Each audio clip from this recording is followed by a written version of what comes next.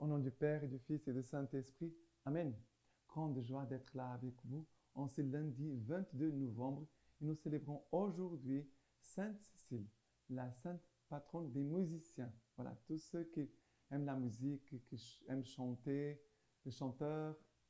On peut aussi aujourd'hui invoquer l'intercession de Sainte Cécile pour eux, pour ceux qui travaillent dans l'Église, mais aussi prions la conversion de ceux qui dans le monde chantent pour les hommes, mais qui puissent trouver la joie de chanter et de jouer pour Dieu.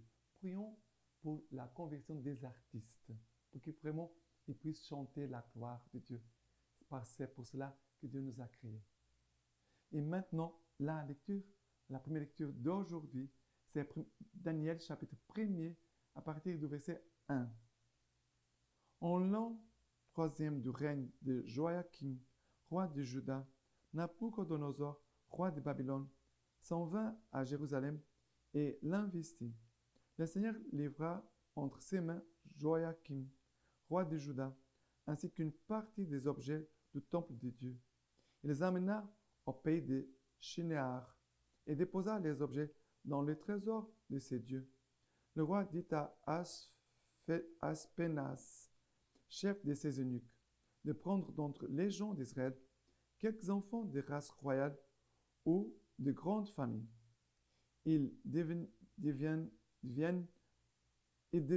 être centaures, de belle apparence, instruits en toute sagesse, savants en sciences et subtils en savoir, aptes à se tenir à la cour du roi. Ashphénas leur enseignait les lettres et la langue des Chaldéens.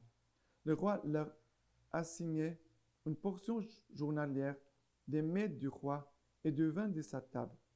Ils seraient éduqués pendant 3 ans, après quoi ils auraient à se tenir devant le roi.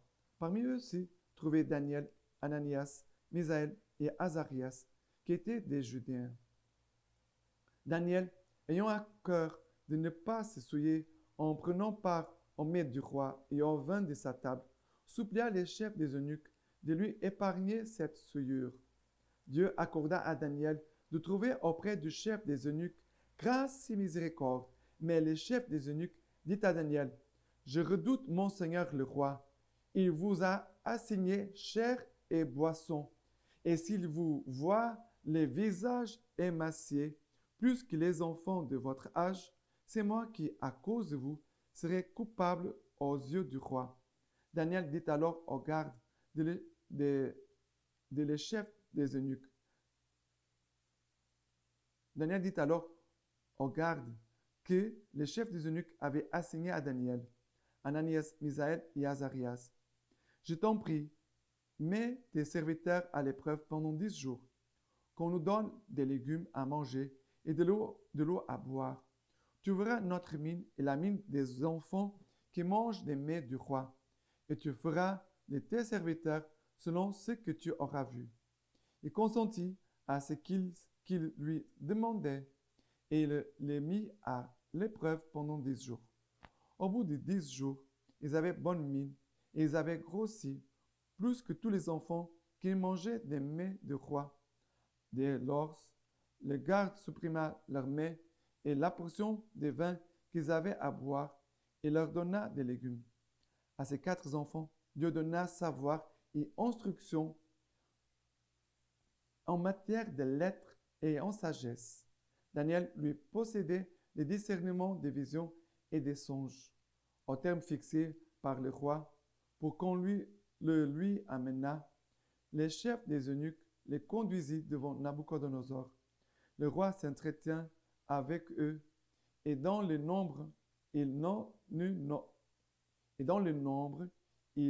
ne s'en trouva pas tel que Daniel, Ananias, Misaël et Azarias. Ils se tinrent donc devant le roi, et sur quelques points de sagesse ou de prudence qui les interrogea, le roi les trouvait 10 fois supérieurs à tous les magiciens et devins de son royaume tout entier. Alors, 10 jours d'épreuve, 10 jours, 10 fois plus de sagesse, de connaissance. C'est beau, ici il dit que le roi s'entretint avec eux, et dans le nombre, il ne s'en trouva pas tel que Daniel, Ananias, Misaël, Azarias.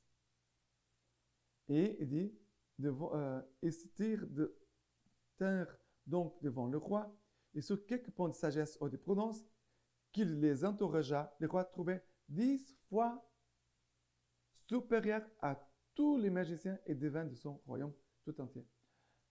Alors, on pourrait dire, mais les épreuves sont mauvaises, parce que c'est 10 jours d'épreuve, parce que Daniel avait demandé, mets-nous à l'épreuve pendant 10 jours, après tu feras de nous ce que tu voudras. Ça veut dire que c'est cet acte de foi, parce que, en fait, Daniel, quand il demande 10 jours, il fait un acte de foi en Dieu. C'est un homme qui écoute Dieu, ne veut pas pécher, ne veut pas se mêler aux affaires de ce roi unique, parce que c'est un roi païen. Ce n'est pas un roi d'Israël, ce n'est pas un juif, un roi juif. Non, c'est un païen qui a des coutumes de païens, de péché. Et Daniel et ses compagnons ne veulent pas pécher, ne veulent pas manger des choses interdites à la foi juive. Il ne veut pas se contaminer. Alors il demande 10 jours d'épreuve. C'est lui-même qui a demandé 10 jours d'épreuve. Parfois, on a des épreuves où nous n'avons pas demandé. Mais que nos épreuves, on puisse les vivre comme Daniel. Dans la prière, dans un acte de foi, dans une union à Dieu, en demandant vraiment la grâce de Dieu. Que la grâce puisse toucher le cœur.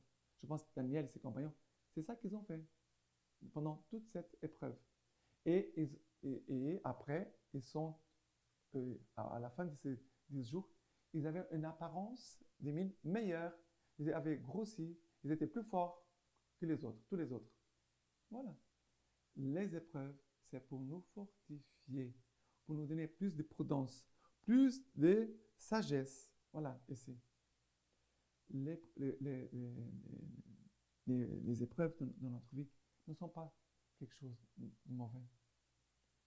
Les épreuves, c'est pour nous faire grandir et nous unir à Dieu, pour être plus comblés de la grâce, la sagesse, la force et la prudence de Dieu. Ok? Maintenant, le psaume d'aujourd'hui, c'est du livre de Daniel, chapitre 3, à partir du verset 52. Béni sois-tu, Seigneur Dieu de nos pères, loué sois-tu, exalté éternellement, béni soit ton nom de gloire et de sainteté, loué soit-il, exalté éternellement. Voilà, c'est un cantique. Béni sois-tu dans le temple de ta sainte gloire, chanté, glorifié par-dessus tout éternellement. Béni sois-tu sur le trône de ton royaume, chanté par-dessus tout, exalté éternellement. Béni sois-tu, toi qui sondes les abîmes, qui sièges sur les chérubins, loué, chanté par-dessus tout éternellement. Béni sois-tu dans le firmament du ciel, chanté, glorifié éternellement. Alors, quel est le refrain qui revient tout le temps? Béni sois-tu dans le firmament du ciel, béni sois-tu, chanté, glorifié éternellement. Voilà, c'est cela que le Seigneur dit. Que le Seigneur soit loué, que le Seigneur soit chanté, que le Seigneur soit béni, glorifié éternellement. C'est un cantique d'amour. C'est un cantique d'amour. C'est le chapitre 3. C'est un cantique où les jeunes vont être mis dans une autre épreuve, et ils vont, au milieu de l'épreuve, ils vont chanter les louanges de Dieu. Dans l'épreuve, ils chantent les louanges de Dieu.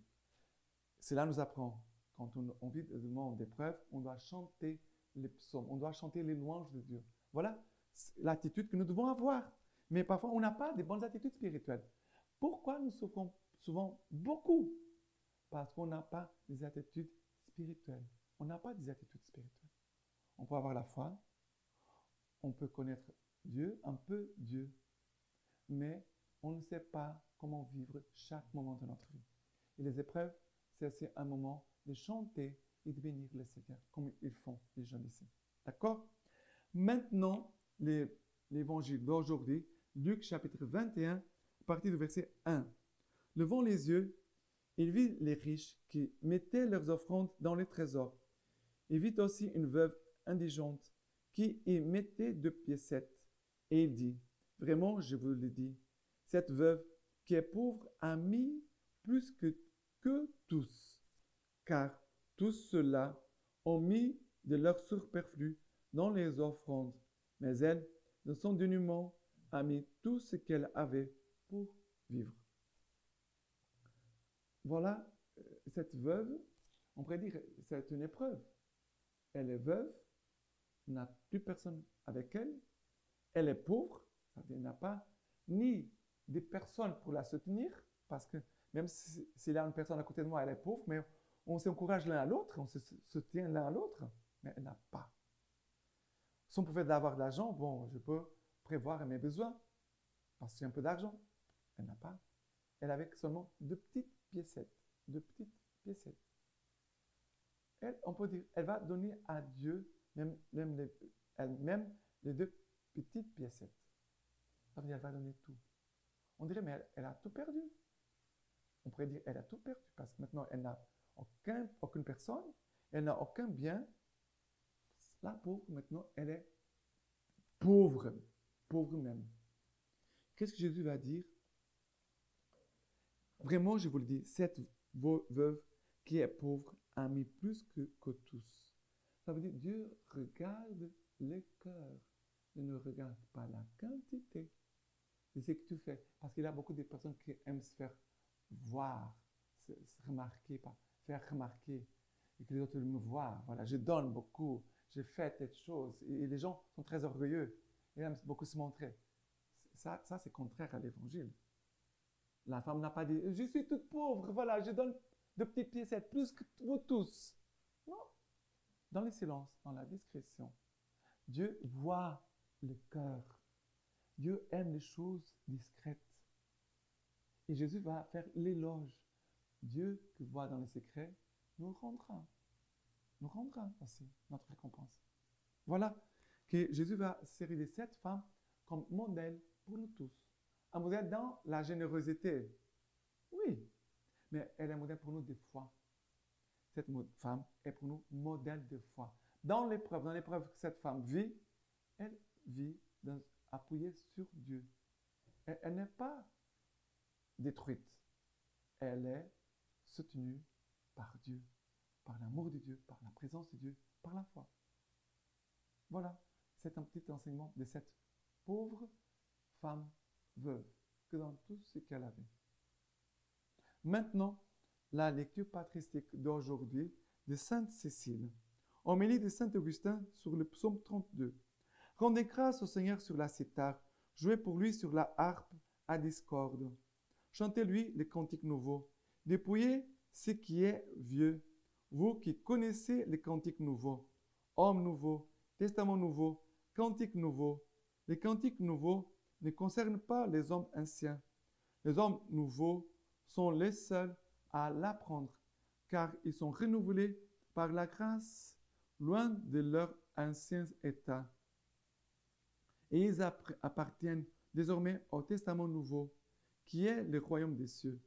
C'est pour lui qui soupire tout notre amour, et qu'il chante les cantiques nouveaux.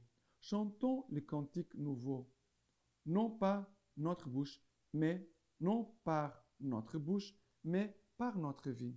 Chantez-lui les cantiques nouveaux. Chantez bien. Chacun se demande comment chanter pour Dieu. Chante pour lui, mais évite de chanter mal. Il ne faut pas blesser ses oreilles. Chantez bien, mes frères. Lorsqu'on te dit, devant un auditeur, bon musicien, chante pour lui plaire. Si tu ignores la musique, tu redoutes de chanter et de déplaire à l'artiste. Car ce que l'auditeur incompétent ne remarque pas, l'artiste te le reproche. Qui se proposerait pour chanter à Dieu, lui qui juge le chanteur, lui à qui rien n'échappe, qui entend tout? Quand peux-tu offrir une telle perfection dans ton chant que tu ne déplaises en rien à des oreilles si délicates? Eh bien, il te donne cette méthode de chant. Ne cherche pas des paroles, comme si tu pouvais expliquer ce qui plaît à Dieu. Chante par des cris de jubilation. Bien chanter pour Dieu, c'est chanter par des cris de jubilation. En quoi cela consiste-t-il? C'est comprendre qu'on ne peut pas expliquer par des paroles ce qu'on chante dans son cœur. En effet, ceux qui chantent soit en faisant la moisson, soit en faisant les vendanges, en n'importe quel travail enthousiasmant, lorsqu'ils se mettent à exulter de joie par les paroles de leur chant, sont comme gonflés d'une telle joie qu'ils ne peuvent pas la détailler par des paroles. Ils renoncent à articuler des mots et ils éclatent en cris de jubilation. Ce cri est un son manifestant que dans le cœur enfante des sentiments qu'il ne peut exprimer. Et à qui cela convient-il mieux qu'à Dieu inexprimable? Il est inexprimable, en effet, celui que tu ne peux traduire dans le langage. Et si tu ne peux parler, mais que tu n'aies pas le droit de te taire, qui te reste, sinon de chanter en cri de jubilation? Que ton cœur se réjouisse sans prononcer des paroles et que l'infinité de tes joies ne soit pas limitée par des syllabes. Chantez bien avec des cris de joie. Chante bien avec des cris de joie. Maintenant, je vous laisse la bénédiction par les mains toutes pures de la Vierge Marie. Que Dieu Tout-Puissant vous bénisse et vous garde, le Père, le Fils et le Saint-Esprit. Amen.